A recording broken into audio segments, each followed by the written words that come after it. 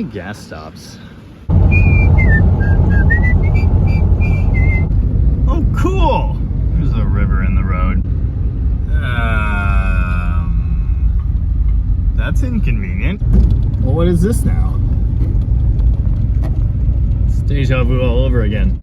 Hi, I'm Jamie. This is Dead Dodge Garage, and this is a 1978 Trail Duster. Sport! That's right, you asked for Trail Duster content, now you got it.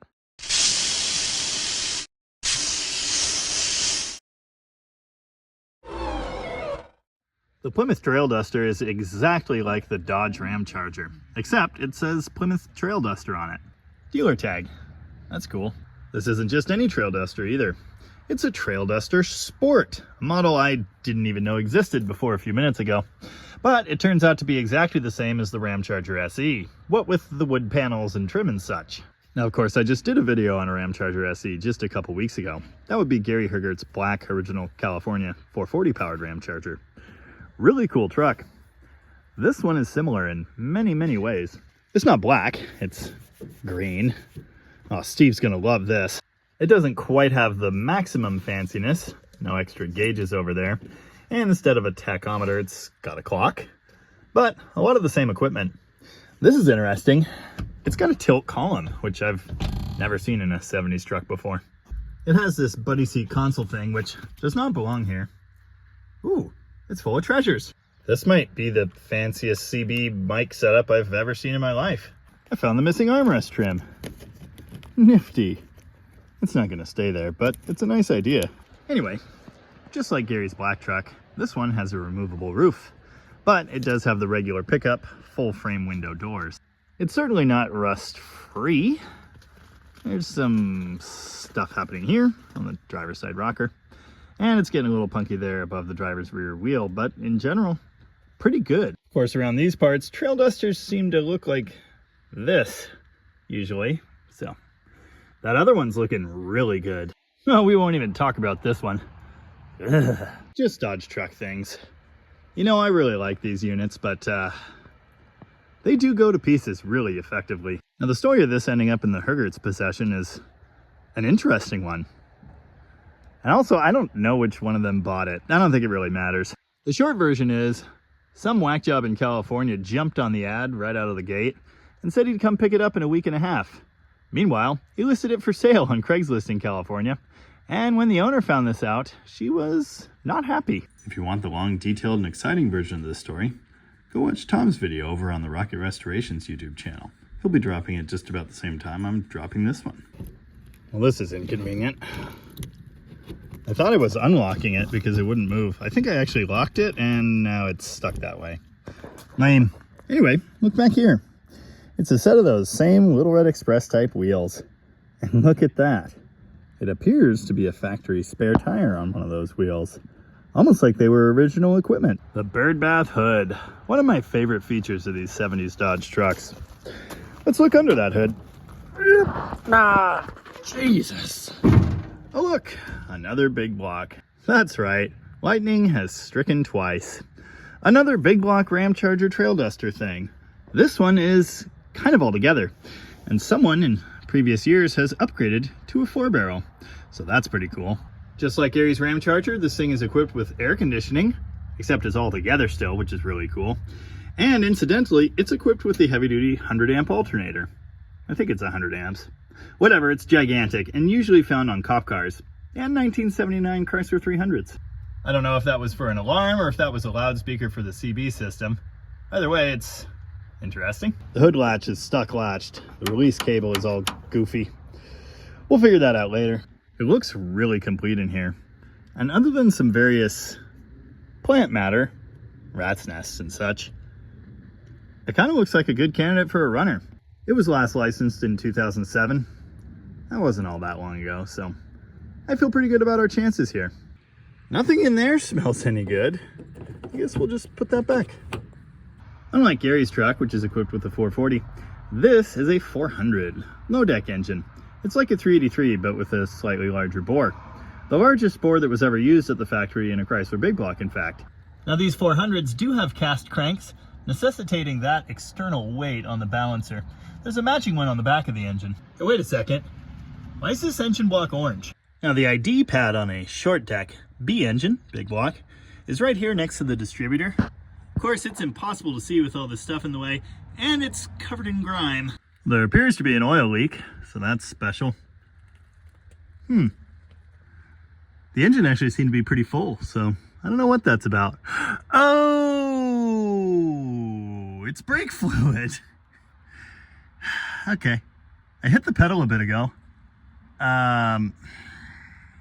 Someone ratchet strapped through a brake line. That explains why the pedal felt kind of firm, yet went down quickly. It's definitely a 400, so either it's the original engine or a correct-ish year replacement. It shouldn't be orange. It should be blue. All of the engines were blue years before this truck was built. Now, if we can get the Trail Duster running, obviously my preference would be to test it. Tom seems to think driving around in the field today might be a bad idea. I wonder why. Don't worry about the ground going squish. Where's Tom's sense of adventure? I can hear a waterfall over there. Might have to explore that. Something's on. License plate light. Sure looks like it. It works! Yeah, so pretty much ready to drive. Nailed it! Spare tire. This is so nice. Polyglass would have been gone by 78. There's a spare tire cover down there. Wow! Hoping it said Mopar. I know, that's what I'm saying. Antennas! It kind of does stuff! The display did work, but now it's broken again. The keys! Now, if only I knew what channel I was on. I'll be out of the car. They took it out there and they're racing. Now, some people get all excited and try and turn engines over by hand. I've never been that guy. That's an interesting sound.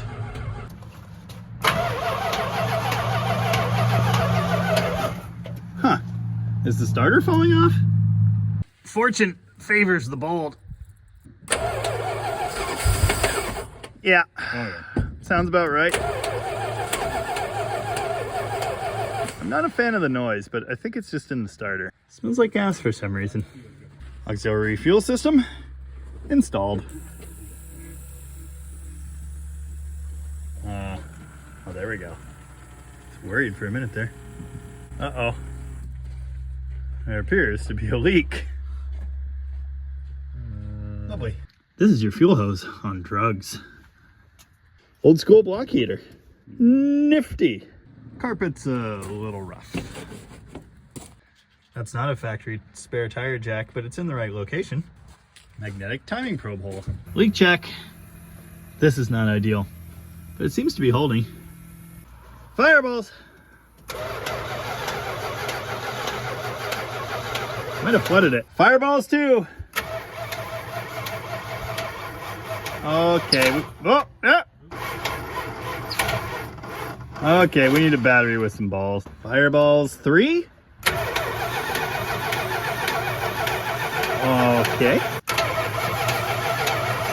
Crack the throttle. Go!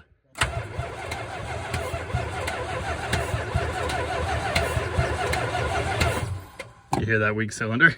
I think it just flooded the crap out of it and all our batteries suck. It could be an actual ignition problem. The Chrysler electronic ignition system is definitely well known and respected for its longevity and reliability. So, couldn't possibly be that. Spark check. Off, on, off, on, off. Yep, how about a crank? On. Stop. That ignition switch feels like crap. It does. Yeah. So does the throttle. Crank again. Stop. Key off. Keys off. On. On. Off. I'm really confused. Something's sparking over there. Yeah, I heard that. I got a couple test sparks out of this, but not many. Well, that's fun. It sparked when we first cranked it over, as you heard, but now there's no cranking when the engine is turning. Not cranking, sparking. There does seem to be a test spark, which means the electronic ignition module is powering on and doing its thing.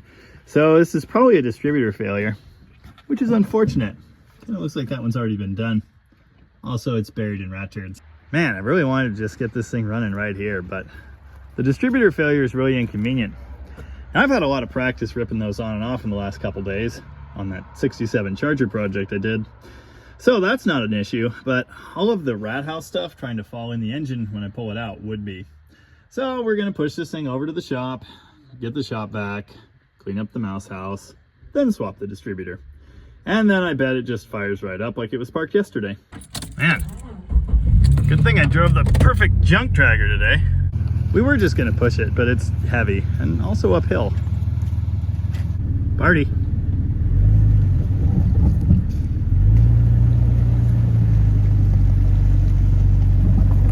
That's cool. Excuse me, what was that? If we get it running today? What does that even mean? Go through the door until you open it. Roger, going through door. Evan and I noticed that this rocker is already broken in. Well, I assembled a distributor out of 3 other distributors, and while I was doing that, Tom vacuumed the top of the engine. So now we won't fill it with rat turds when we pull the old one out. He might have missed a couple spots. I've mentioned in the past, 2-barrel to 4-barrel conversion. Getting the kickdown right is somewhat challenging. They've even got the correct adapter on here, but they did not spin this out to the point that it touches. So that's bad. This thing's gonna shift like total garbage. I don't even think there's really enough. Yeah, might be a problem. Oh, I got it. Full throttle, full press on the linkage. Now, well, if this spring did anything, that would be perfect. There we go. Springs flipped rearwards. Fixed. Judging by all the horrible sparky noises, new distributor works. Now I just need to install it. Yeah, kind of hard to reach that bolt there. Distributor wrench reaches. Barely. Yeah. Nice. Have I ever mentioned that these Chryslers are the best? Note which way the rotor's pulling and yard it out of there. And note where the vacuum pod's pointed as well. Ow. Man. Seized in the block like a Ford. There it goes. Oh. I guess oil changes were optional on this thing. Nothing to it, except for all the struggling and the strong profanity heard off camera. Come on. Yeah. Isn't that cool? Contact. Huh. Hold on. What? What did I do? Go again. All right. Okay. Well, that's a first. I kind of exploded fuel out of the mechanical pump with the electric one. Guess we'll be bypassing that. Well, the good news is gas evaporates really fast. Go.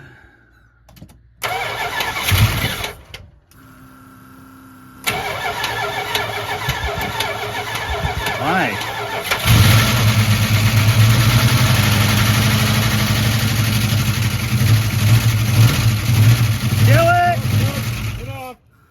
The mechanical pump's good despite leaking. Less fire, more fire, either way, hit it. Nice.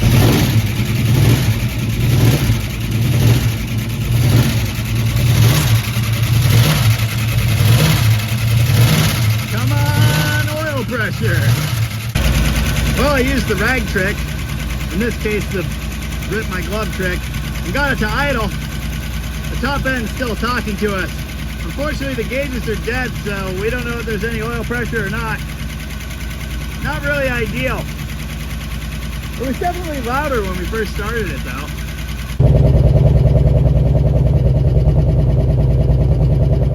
We've got a transmission! It does things. Make it do the things. Oh, yeah.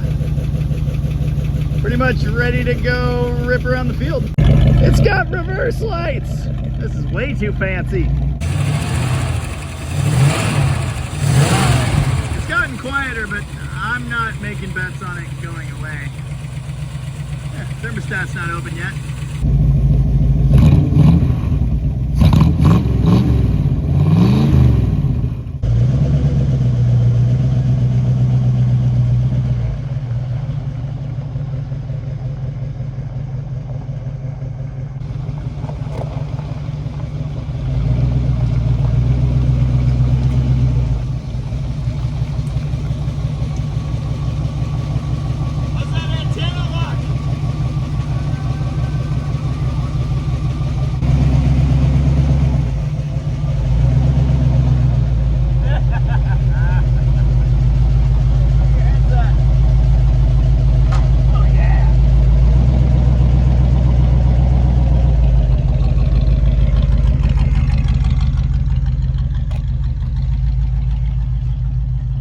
power steering's more of an idea right now.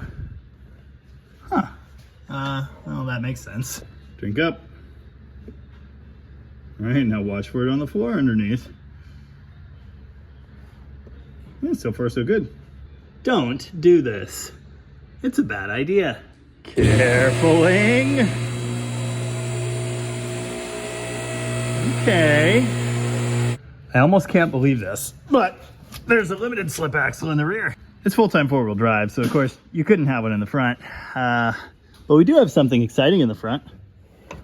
A really bad axle shaft joint. Classic. I just fixed all that on my Jeep. Yeah, passenger side, no better. Okay. Safety. No one breathe on this thing too hard. I'm gonna cut the little bits of twine, see if I can fix the brake line, see if I can fix the transmission linkage dealy bob, air up the tires, and then we'll go for a rip. Here's a better look at that axle shaft joint. Yikes. The transmission shifter is all sloppy and horrible, and here's why. That should be tight on there. Kickdown one's tight, but this is just not tight. Now, unfortunately, the collar for the shifter up on the column is also broken, and since it's a special tilt column, we'll never be able to find parts for it, but this I can fix. It is my lucky day. This thing's been self-lubricating for years, so this brake fitting just popped right out.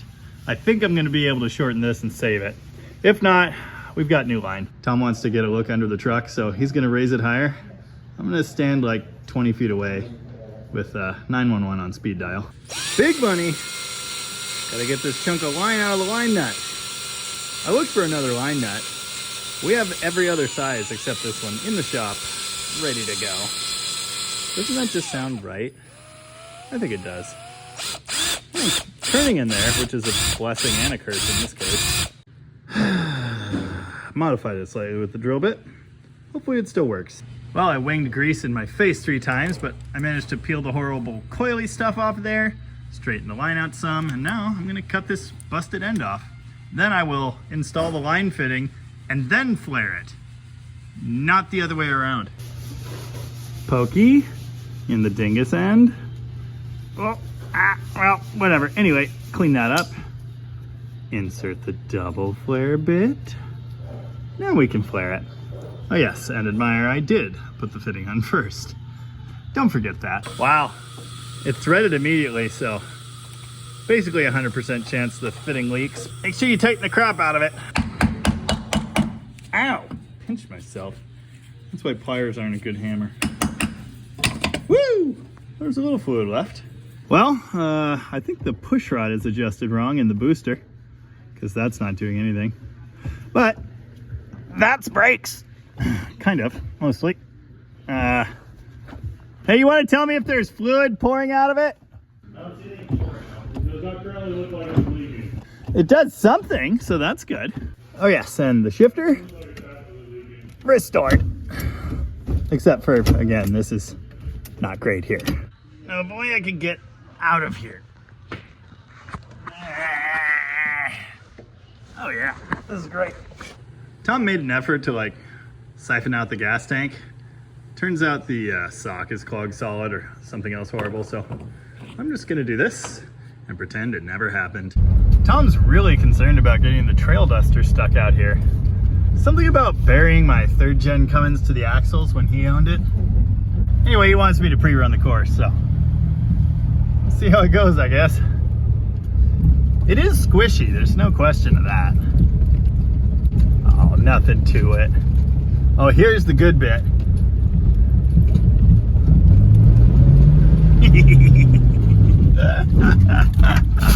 Nice.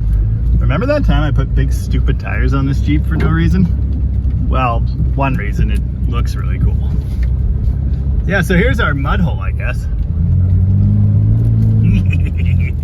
I'm still in 2-wheel drive, by the way. Nothing to it. Whee!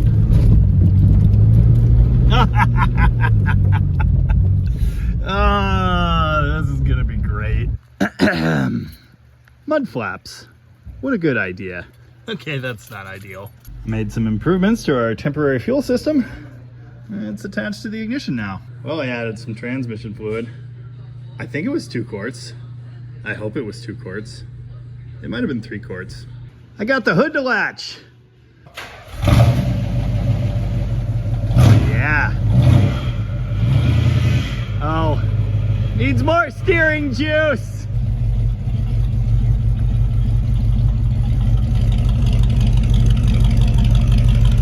Watch the mirror.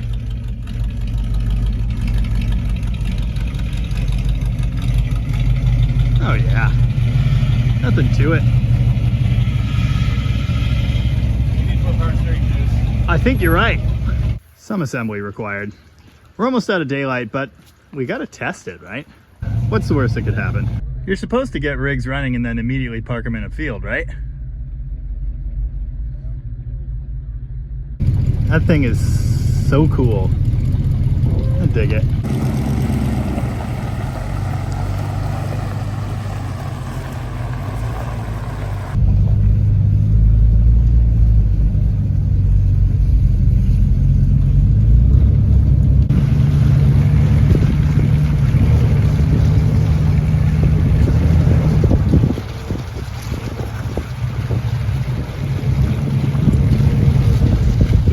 See me drop my phone in the mud. It's gonna happen.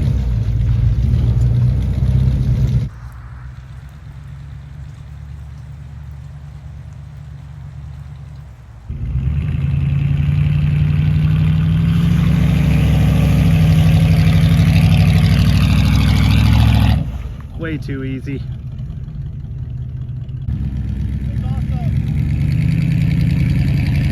Of course he gets to drive it.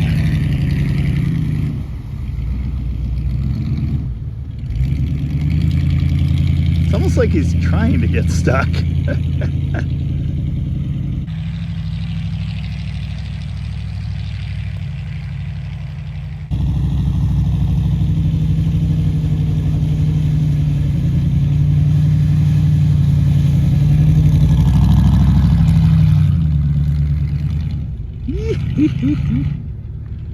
Yeah, it's gonna need a bath later.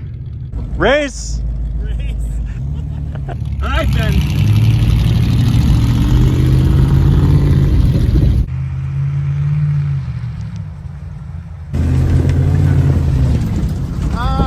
Too fast. Oh.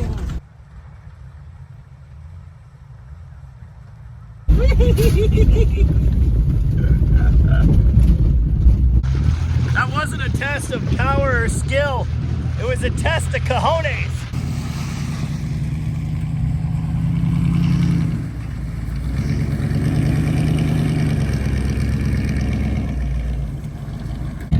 As you can see, the Trail Duster is basically an absolute unit. Also, it needs a bath really bad. You know what I don't hear anymore? Ticking. Ah, the bird bath hood. What an excellent feature. The thermostat hadn't even opened before we went ahead and hit the mud hole. It works. Everything's great. I need to back the timing off a little bit. Now it starts like this. And check it out. The blower motor works on that toggle. Of course, the wiper linkage fell apart, so we're still blind in here. First outing was a rousing success. We gotta try and find the waterfall. Pro tip, use 2-wheel drive until you need 4-wheel drive. If you're already in 4-wheel drive when you get stuck, what are you gonna do? Ah, it's good fun. Nice. I hear a waterfall, but I can't see it. Are you thirsty? Where is it? Right here. Right there. Yeah. This is your drinking water. Yeah, pretty much. It's replenishing your well right now. Wow. Well, we did it. We found the source of the Nile. Trail Duster did great. Of course, the XJ Cherokee also did great, but it always does.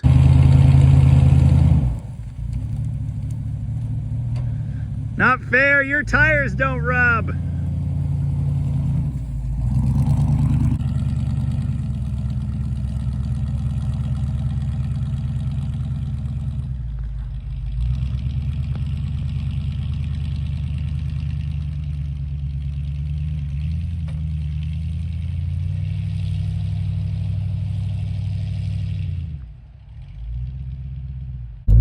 He told me to stay out of the tall grass because it's really marshy. Did he mean this tall grass or this tall grass? Oh yeah, remember tire rub? Cherokee, away!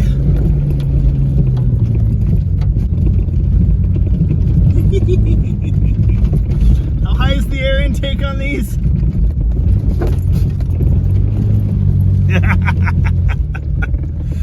Oh, yeah. Well, it used to be green. Fender flares. What a good idea. All right, I better do the responsible thing. At least knock the big chunks off. Is anyone else getting X-Wing in the swamp on Dagobah vibes right now? Or is that just me? Like it never happened, except for all the spots I missed. Best $1,000 I've ever spent in my life. 1978 Plymouth Trail Duster. The official truck of just firing right up, basically, after 16 years, and immediately hitting a mud hole. The longer you look, the worse it gets, so just don't look. I just learned Dylan McCool revived a truck exactly like this like 2 years ago. I'm looking forward to your hate mail. It's still here. It's still dirty. I'm gonna do a real quick linkage bushing job to try and make the wipers work, which will be in a separate video. But this is not convenient at all. Hello, Trail Duster.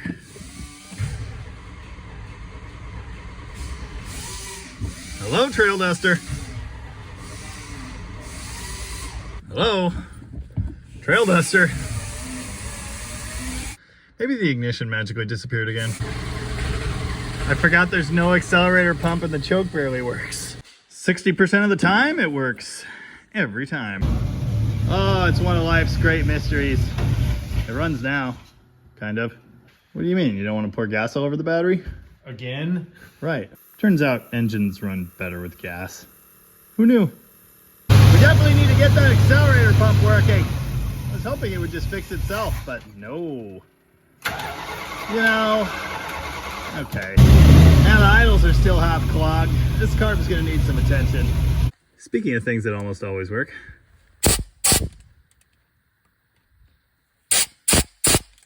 It'll be perfect now. What, right in the eye? Yeah. Classic. Gotta get the chunks out of all the nooks and crannies. Yeah. Rain break. Trail Duster's getting washed, that's the good news. Oh, hail. Time to party. Yay. Disgusting.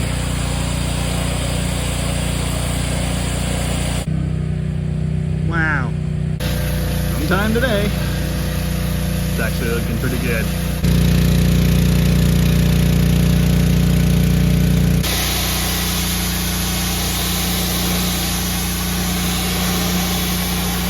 Magically stopped running again. And I just noticed something really cool. Yeah,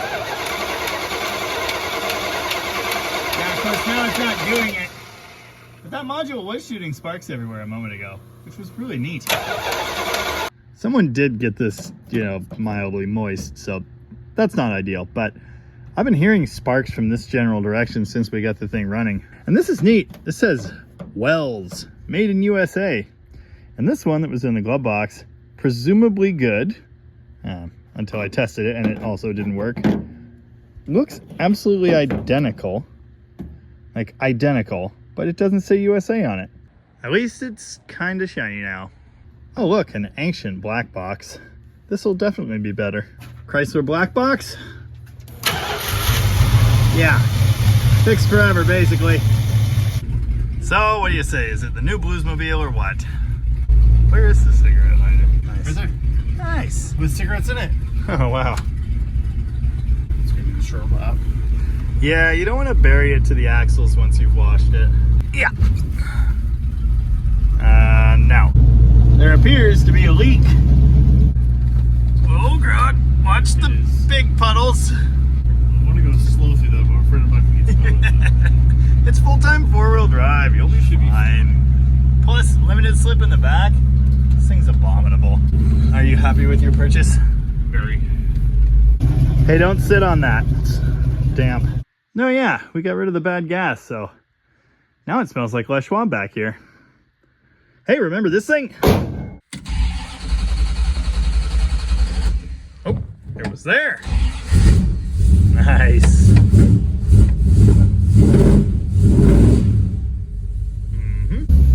Apparently it's still low on transmission fluid. Interesting. Oh yeah, I forgot. The front drive shaft allegedly fell out of this thing and went to pieces. So it's currently two-wheel drive. And there's mud on it. We didn't know what it was this morning, and now we got two of them. 77 Dodge, 78 Plymouth. Yeah, they're really, really similar. Interesting comparison here too. Lift with wee little tires versus no lift with some meat. They are almost the same height at the front. It's definitely taller at the back, but not by much. Have I mentioned that these things are cool? Oh yeah, admire all the trim on the Trail Duster Sport. That's what would have been on the Ramcharger SE, but because this is a Ramcharger SE Macho, they deleted the trim and put on the tape stripe. The similarities between these two are, well, striking.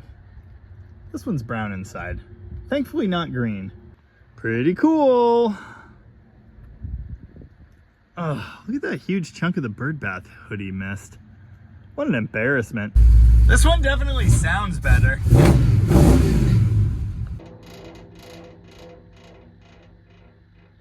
Impressive. Of course, after its bath, it needed a bath. Is there such a thing as too nice?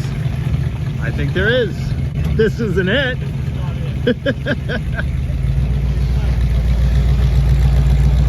We all have this collective memory that there were Dodge truck taillight lenses sitting on this table, which we happen to need right now.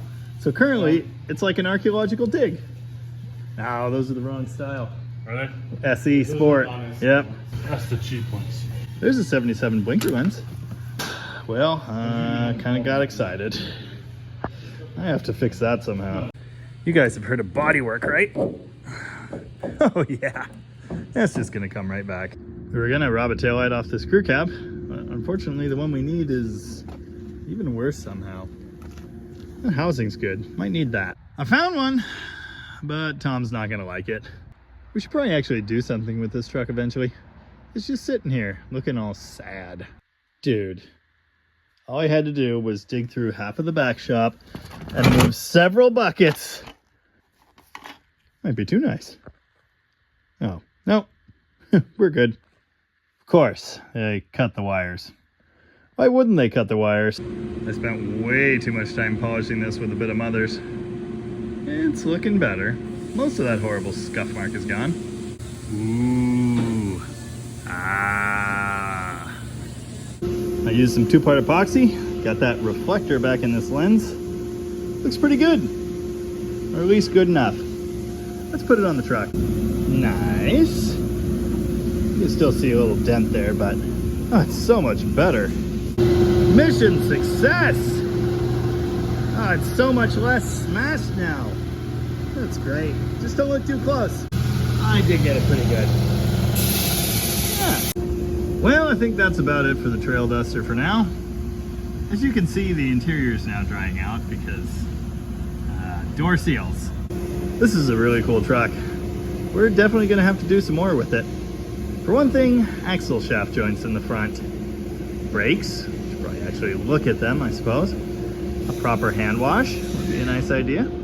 Get all the spots Tom missed. We do need to get the gas tank out, clean it, fix the sending unit, purge all the lines, and then maybe replace the mechanical pump that exploded. And then, after that, we'll be able to drive it on a road for real, which would be really exciting. I think it's going to hang around in the fleet for a while. Anyway, I hope you enjoyed that. I certainly did. In any case, thank you very much for watching. And remember, if at first you don't succeed, skydiving is not for you. Oh, good. All right.